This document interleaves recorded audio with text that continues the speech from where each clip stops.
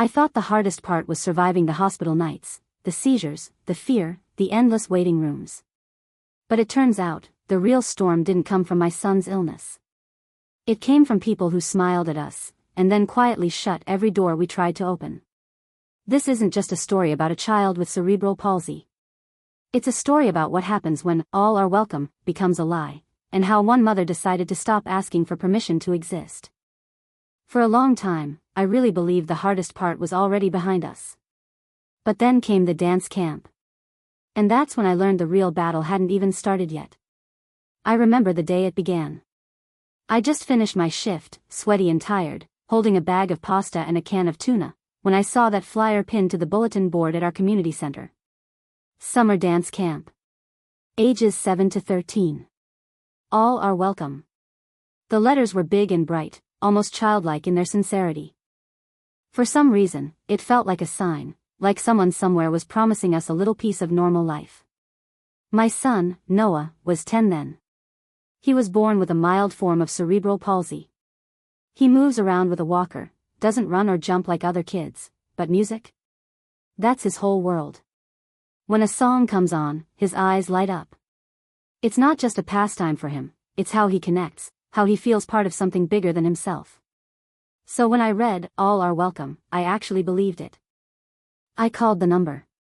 A woman named Paula answered. Her voice was warm, professional, confident. I told her about Noah, about his walker, about how much he loved to dance. "Oh, he's more than welcome," she said without hesitation. "Inclusion is a big priority for us. You've come to the right place." I almost lost it right there. My throat tightened, and I must have said, "Thank you," half a dozen times before hanging up. When I told Noah, he was over the moon. That night, he fell asleep with his little dancing shoes tucked right beside his pillow. The first day of camp, though, that was rough. He gave it everything he had, God, he really did, but his body just wouldn't cooperate the way the other kids did. During warm-ups, the instructor called out, "Everyone do a lunge," and I watched Noah's feet slip a little as he tried to follow along, his knuckles white from gripping the walker. I caught a few glances from the other kids, quick and uncertain. Someone whispered. One boy giggled. Then there was Lily. A small girl with pigtails and a quiet smile. She sat down beside him and started copying the moves at his pace. They both cracked up when they mixed up their right and left hands. That evening, I stood waiting by the door, my heart hammering like it always does when I don't know how the day went.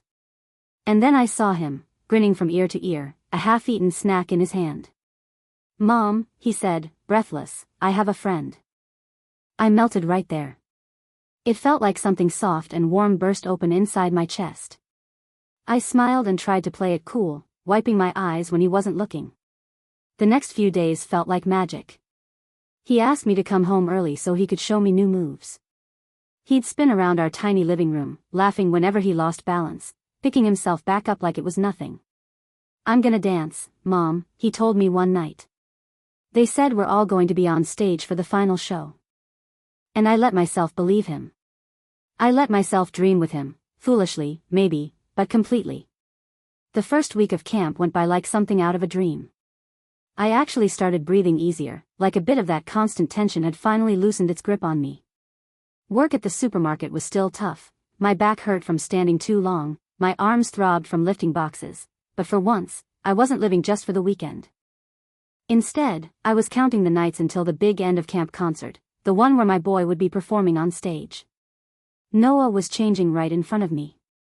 He started waking up before I did, something I'd never seen before.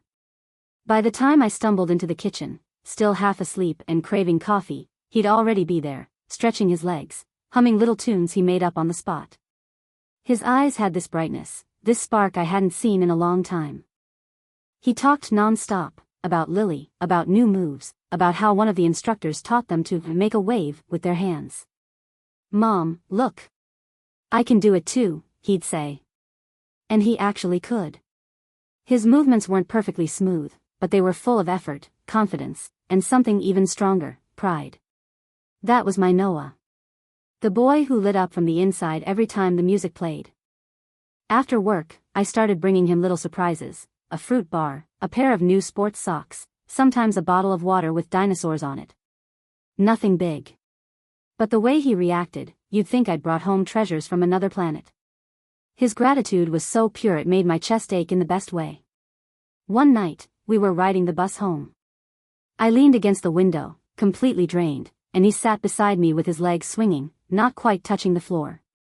Out of nowhere, he leaned close and whispered, "Mom, I think I might be able to dance without crutches. Lily says I'm stronger than I think." I didn't trust myself to speak. I just pulled him close and hugged him tight. In the window's reflection, I caught a glimpse of my own face, eyes wet, mouth trembling, but smiling anyway. I remember that morning down to the smallest detail. Nothing about it seemed special, just another day. Coffee poured into my old thermos, Noah's sandwich packed into a plastic bag, and my body still heavy from another sleepless night after a late shift. We were running behind, so I parked fast, and Noah was already unbuckling before the car stopped completely.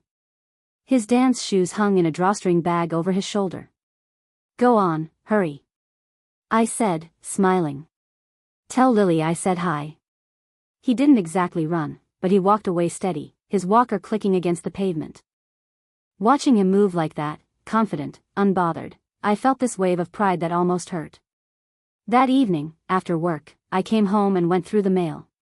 Between the bills and junk flyers was an envelope with the camp's logo printed on it. I thought maybe it was about the final show or a schedule update. But it wasn't. Inside was a sheet of paper, a printed email from Paula. Due to concerns expressed by other parents, we believe that Noah would be better off in a specialized environment that is more suited to his needs. I read that line once. Then twice. Then a third time. My mind kept trying to twist the words into something else, something that didn't mean what it clearly did. But there was no hidden message. They were kicking my son out. From the very camp that said, "All are welcome." My hands began to shake. I grabbed my phone and called immediately. Busy signal. Tried again. Same thing. Over and over until finally the line went to voicemail. That's when I sank to the kitchen floor. Just sat there, back against the fridge, completely drained, like someone had pulled the plug on me. From the bedroom, through the thin wall, I could hear Noah humming one of his camp songs, happy, off-key, full of life. He had no idea. And I just sat there in the half-dark, not knowing how I'd ever find the words to tell him. The night after that letter stayed with me, not just in my mind, but in my body. It settled in my chest like a weight, tightened my throat until I couldn't swallow even tea, made my hands tremble as if they'd forgotten how to work. I lay awake for hours, listening to Noah breathe in the next room. Every now and then, I'd hear him whisper or hum that same little tune he always brought home from class. I knew it so well I could have sung along. I couldn't tell him that night. Not when he'd gone to bed smiling. Not when happiness finally felt like it belonged to him. So I stared at the ceiling and thought about how many times I'd swallowed injustice before. How many times I'd chosen silence just to avoid conflict. At the register when a customer barked something rude. At the hospital when a nurse asked, "Does he always walk like that?" At school events when the other moms bragged about their athletic sons and I just smiled, nodding as if every word didn't sting a little. But this time felt different. This time, they hadn't just touched his body, they'd reached in and bruised something sacred, his heart, his trust, his belief that the world might actually make space for him. They handed him hope, then tore it away without even looking me in the eye. The next morning, I drove to the community center before sunrise. The building was still dark, locked up, the air cold enough to bite. I sat in the car gripping that letter like it was proof, like it was armor. When someone finally arrived, a young woman fumbling for her keys, I followed her inside. I knew Paula wouldn't show up for another hour, and even if she did, she'd just dodge my calls like she had before. I wasn't looking for her anymore. I wanted someone higher up. That's how I ended up in front of Marianne. She looked to be near retirement, gray hair pulled back neatly, kind eyes, the sort of face that had seen a lot and judged little. I expected polite dismissal, maybe a vague promise to look into it. But instead, she just said quietly, "Tell me everything." So I did. I started from the beginning, the flyer on the board, the phone call, Paula's voice saying, "Inclusion is a priority," Noah's excitement, Lily's kindness, the music that filled our tiny living room. Then I told her about the letter, the silence, the moment my heart cracked right there on the kitchen floor. Marianne didn't interrupt. Didn't take notes. She just listened, really listened. When I finally ran out of words, she said, "Thank you for coming. I'll look into it personally." I walked out feeling something I hadn't felt in a long time. Not relief exactly, something closer to fragile hope. Hope tangled with fear. Because once you start speaking out, you realize how many people would rather you stayed quiet. That afternoon, Noah was quieter than usual. He sat at the table drawing, himself and Lily in their dance outfits, standing on stage beneath bright spotlights. I looked at that picture and felt my stomach twist. I didn't know how to tell him that the show might never happen. That evening, another message came, this time by email. It was from Marianne. She said there'd been a misunderstanding, that Noah could return to camp, that Paula had been informed, and that we were, of course, always welcome. I read the email 3 times. But I couldn't smile. Because I already knew, words mean nothing until you're standing at the door with your child. The next morning, Noah dressed himself in his favorite soccer jersey, slicked his hair with too much gel, and threw his dance shoes over his shoulder like he was heading somewhere important. He could barely sit still in the car, his excitement bubbling over. But when we reached the door, a young volunteer was waiting. She looked nervous, almost apologetic. Her eyes darted away from mine as she spoke softly. "I'm sorry, but we can't let Noah in. It's a matter of responsibility. Management made the decision." I froze. Completely. My hand went to Noah's shoulder, like I could somehow steady him, or myself. He didn't move. Didn't cry. Didn't ask. He just stood there, silent, the light gone from his eyes. I don't know how long we stayed like that, seconds, minutes, before I finally turned us around and walked back to the car. He didn't say a single word on the drive home. And that silence hurt worse than any scream ever could. That night, I tried calling Paula again. Of course, no answer. I left a voicemail anyway. My voice shook, but I made every word count. "You said everyone is welcome," I told her.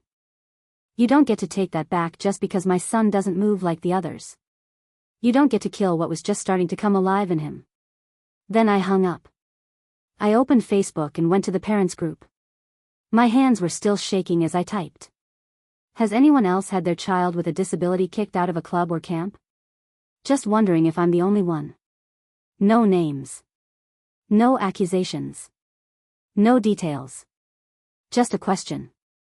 And that's when it began. The first comments appeared barely 10 minutes after I made my post. I was sitting on the couch with a cup of tea that had already gone cold, staring at my phone like justice itself was about to show up in my notifications. "We had the same problem at the local pool," one mother wrote. "They said they weren't equipped for my son's needs, but they didn't suggest any alternatives either. My daughter has Down syndrome. They simply forgot to include her after the first class." No explanation. Yes, it happens. Always hidden behind polite words, safety, special environment.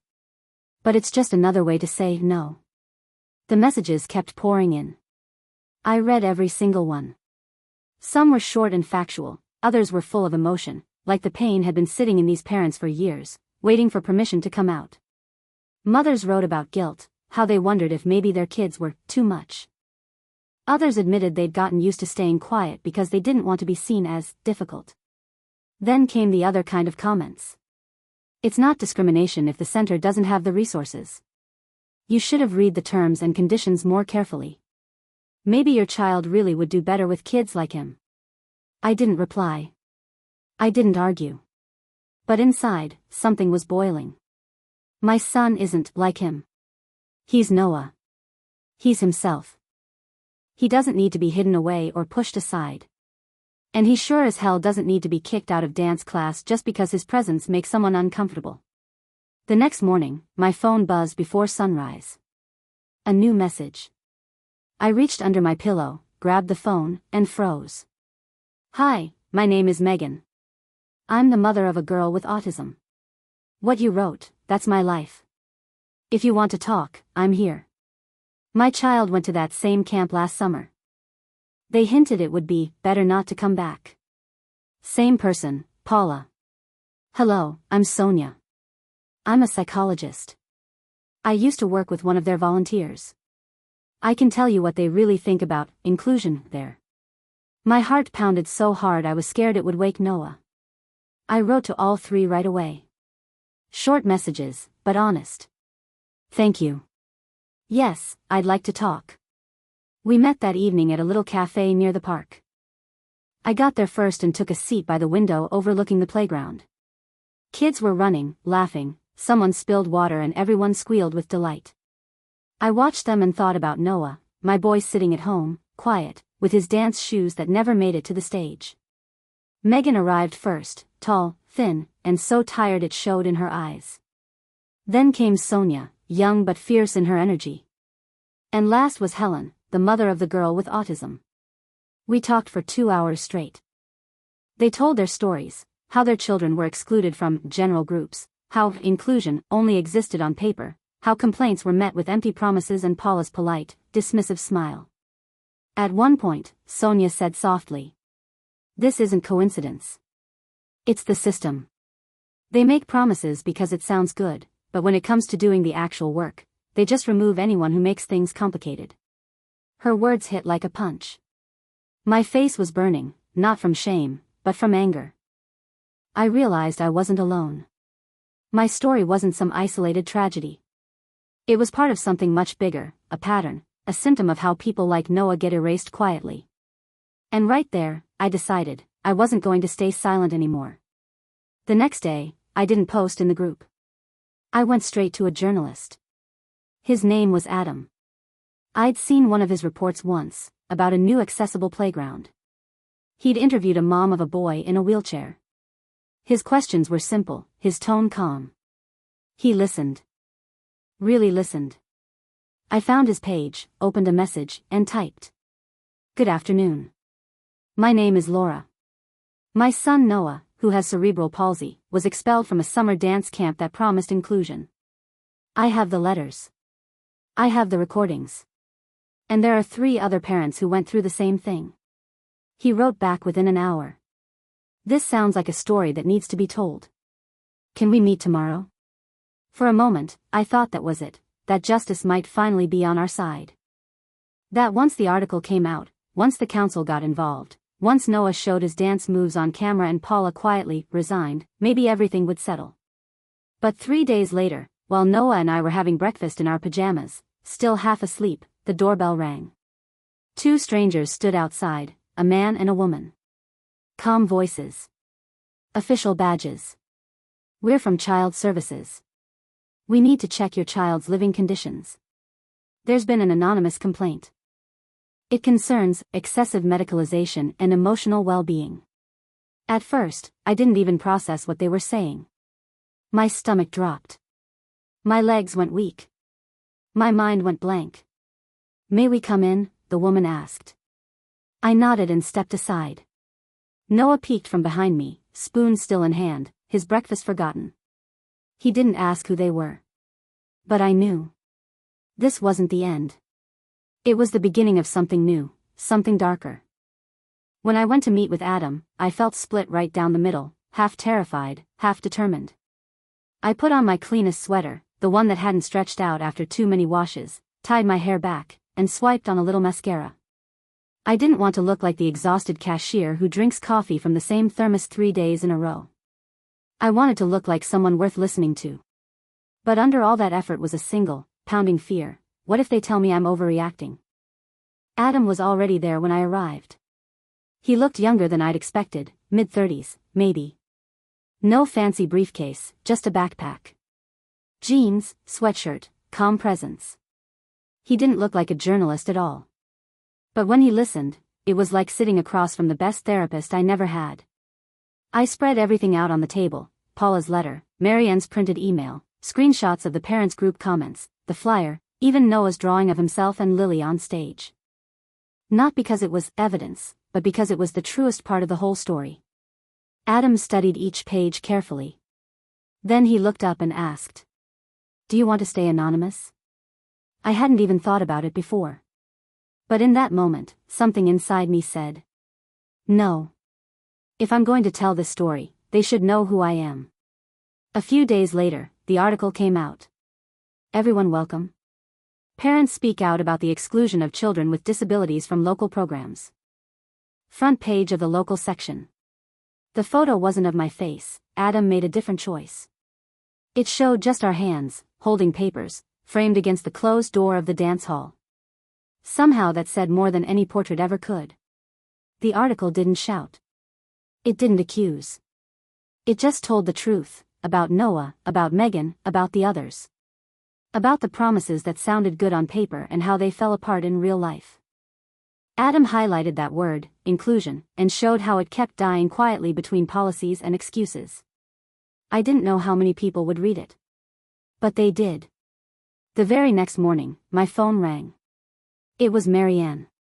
I read the article, she said softly. And I'm ashamed. Her voice trembled just enough to tell me she meant it. I gave Paula clear instructions, she went on. To bring Noah back. She ignored them. And she didn't tell me. This isn't our policy. It's not who we are. It's not what we stand for. She paused, then added, I want to invite you to speak at the next board meeting. Tell them everything, exactly as it happened. I didn't answer right away. Not because I didn't want to go, but because I wasn't sure I could handle another room full of people staring at me while pretending to listen. You can bring Noah, she said quietly. If you'd like. That changed everything. When we walked into the meeting room, my heart was hammering so loud I could barely hear my own thoughts. There were plastic chairs, a long table with coffee cups, and 5 board members, a mix of blazers and Mickey Mouse sweatshirts. I stood beside Noah and gripped his hand like an anchor. Then I spoke. No speeches, no rehearsed lines.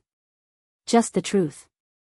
I told them what had happened, how afraid I'd been, how Noah danced in our cramped living room, how I sat on the kitchen floor holding that letter, and how I stood outside those camp doors while my son's hope slipped away in silence.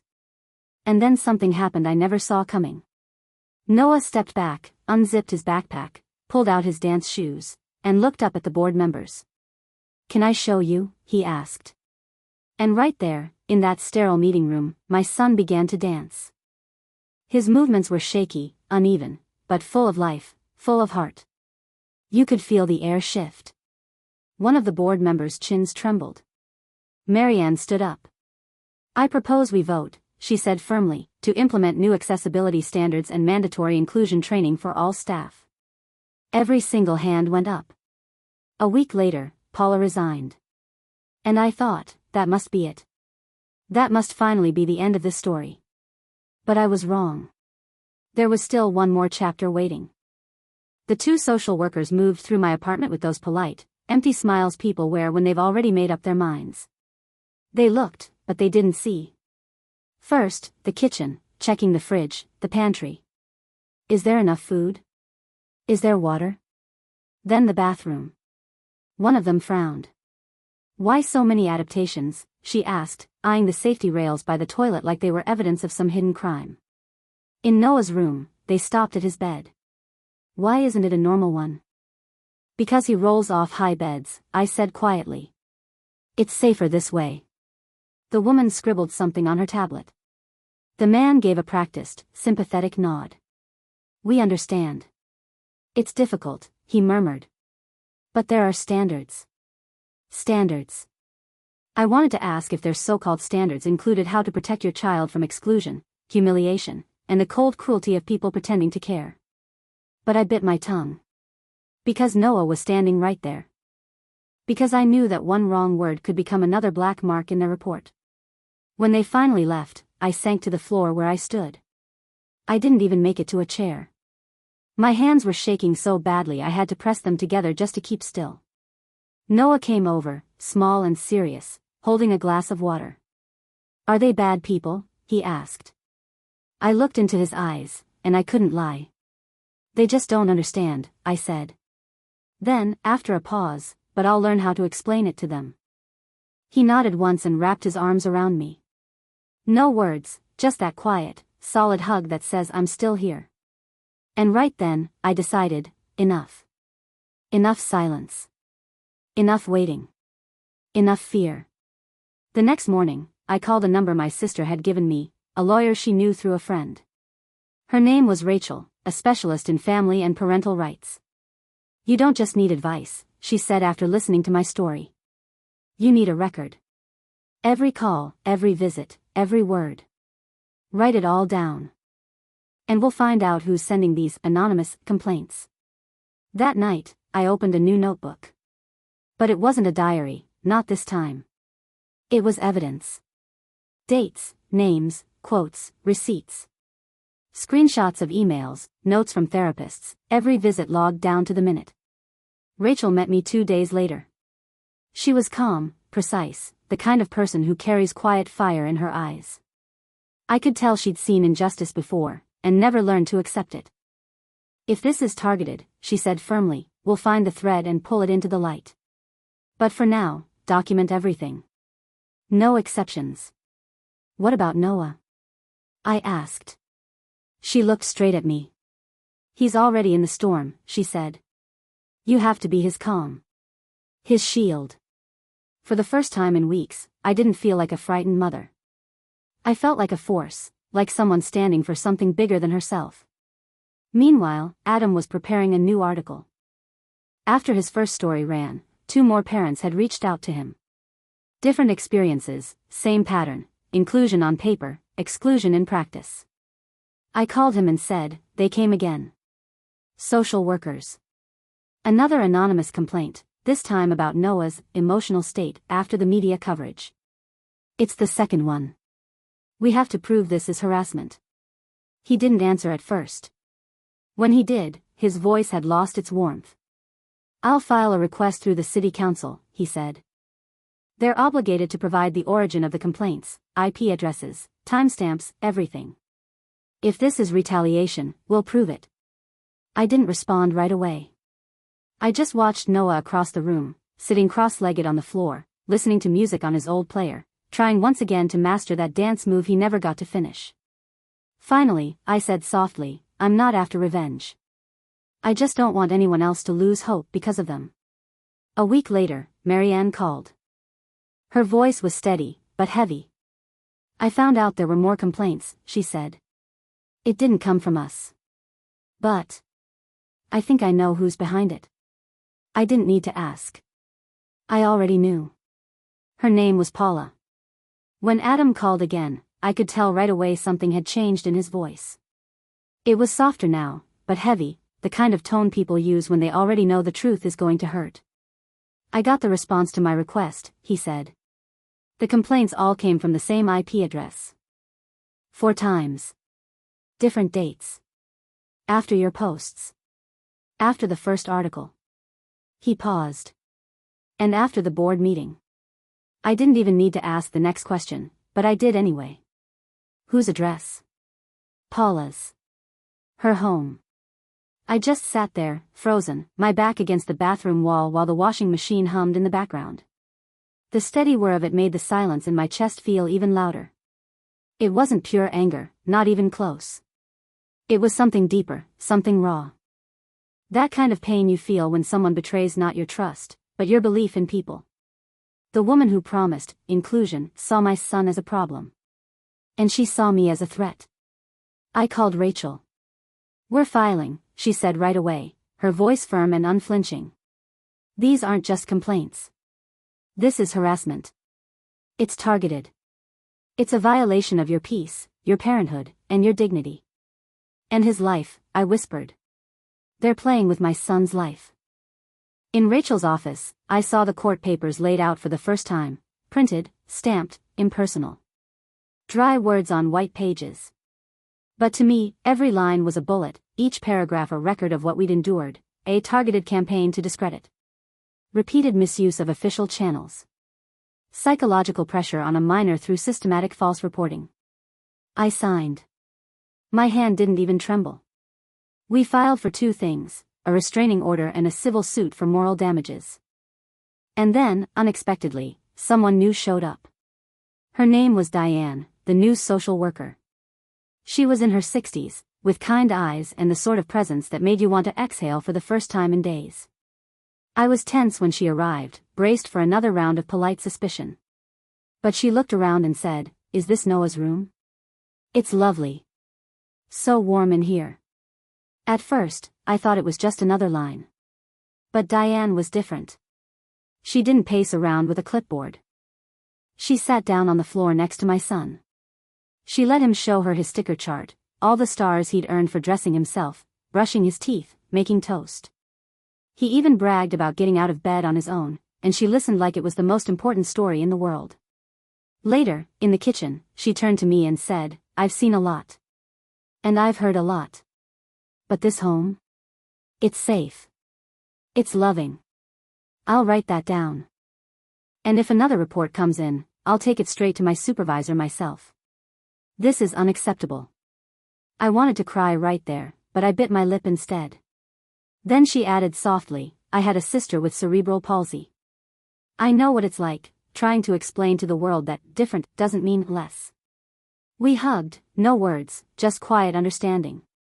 A few days later, a letter from the court arrived. Paula never showed up.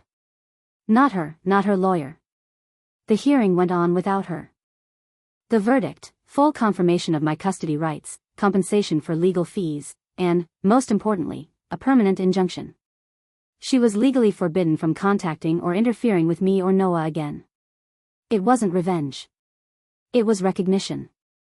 Noah never learned the full story, at least, not all of it. But he didn't need to. He saw enough to understand that his mom hadn't backed down. That I'd faced the storm and walked through it standing tall. One morning, while I was frying eggs for breakfast, he said quietly, "Mom, I want to try dancing again. But, somewhere where everyone really is welcome." I smiled. "You know what, buddy? I think I know just the place. We found it by accident." I was scrolling late one night when I saw a post from a small art school in the next district, inclusive art program, for children with different abilities. Normally, I would have kept scrolling. The words inclusive and abilities had started to sound like traps. But the description caught me. Every child can create. We don't adapt art to fit the standard. We change the standard. I wrote to them. The next morning, a reply came from the coordinator, Claire. Her message was simple, warm, and personal. She invited us to visit for a trial class that weekend.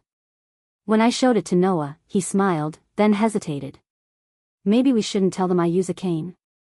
That hit me harder than anything else had. I knelt down in front of him. "Noah," I said softly, "if they can't accept all of you, then it's not the right place. And they're not your people." He nodded. "But we'll try?" "Of course," I said. "If you're ready." That Saturday, we went. The space was small but alive, the scent of acrylic paint, children's drawings taped to the walls, sunlight spilling over shelves of books and art supplies. It wasn't a polished, child center. It was real. Claire met us at the door, jeans splattered with paint, hair messy, smile wide. She bent down to Noah's level and asked, "Hey there. What do you like more, painting, dancing, or playing?" "Dancing," he said quietly. "But, not very fast." "Perfect," she grinned. "We don't rush here." I blinked, caught off guard. No one asked if he could dance. No one looked at me like I was the gatekeeper to his limitations. "If you'd like," Claire said, "you can stay for the first few sessions. But honestly, I think he'll be fine." I stayed anyway, hovering in the hallway, just listening. And for the first time in what felt like forever, I heard my son laughing with other kids. Not in therapy. Not in a hospital. Just, laughing. When the class ended, he came out holding a drawing. He'd drawn himself jumping, his walker nowhere in sight. Around him were other kids, each in their own colors, their own poses. "That's us," Noah said proudly. "Everyone's flying their own way." I wiped at my eyes, pretending there was something in them. "How do you like it?" "I want more," he said simply. I hugged him. "Then we'll come back." Over the next few weeks, something shifted. Noah started singing on buses. He packed his own bag before class. He even came up with a new dance move and showed it to Claire. She laughed and said, "That's awesome, that's going in our routine." And for the first time in years, I realized that not every day had to be a fight. There were still places where we weren't outsiders. But one afternoon, as I waited by the door for Noah to finish class, I overheard two mothers whispering. "That's the mom from the newspaper," one of them said. "You know, the one with the kid on a stick." I froze. They turned their backs, pretending to scroll their phones. I didn't say a word. I just walked home in silence. But my thoughts were loud. They're still here. Those voices. Those shadows. Only this time, I wasn't scared of them. I knew their faces. And I said to myself, quietly but firmly, "I'm not disappearing anymore.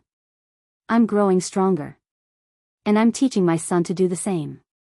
When the show began, I couldn't keep still.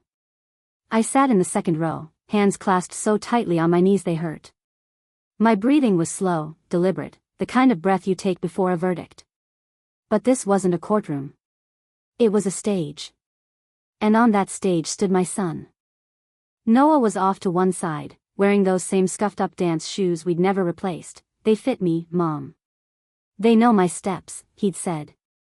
His shoulders were slightly hunched, like always, but his eyes were bright. The lights dimmed. The music started, soft, steady, the kind of rhythm he liked. Not dramatic. Not grand. Just honest. And then he moved.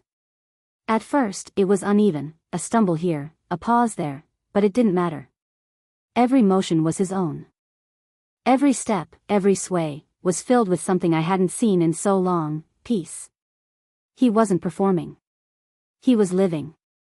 And when he reached that moment, that slow, careful jump that the kids at the first camp had mocked, he did it again, right there in front of everyone. And this time, the audience rose. At first, I thought they were just being kind. But then I saw their faces, real tears, real smiles, hands clapping like thunder. Claire was wiping her eyes. The coordinator was hugging the other students. And I stood there, frozen in awe, tears streaming down my face, thinking, he did it. He really did it. When Noah came running to me afterward, his grin was wider than I'd ever seen. "I did it, Mom. I didn't fall once." I pulled him close and whispered, "Even if you had, it would have been the most beautiful fall in the world." He laughed, that bright, unfiltered laugh I'd missed for so long. Then he leaned in and said, almost shyly, "It felt like a dream." And in that moment, I realized, I didn't want him to just survive anymore. I wanted him to dream. To live fully. To know he never has to shrink himself just to be accepted. Sometimes I think back to the woman I was, that Laura standing outside the first camp's door. Tired. Beaten down. Afraid to speak. I wish I could reach back through time and hold her, tell her. "You'll make it. You'll grow stronger. And one day, your voice won't shake, it'll carry." And now, if you're reading this, whoever you are, I want to tell you the same thing. Maybe you're a mother. Maybe you're a father, a teacher, a neighbor. Maybe you've been silent when you saw someone treated as less. Hear this. The worst thing isn't cruelty. It's silence. And silence is what must be broken. I'm not perfect. My son isn't an inspiration. We're not heroes. We just want to dance. The way we can. The way we want to. With no fear. Just rhythm. And light.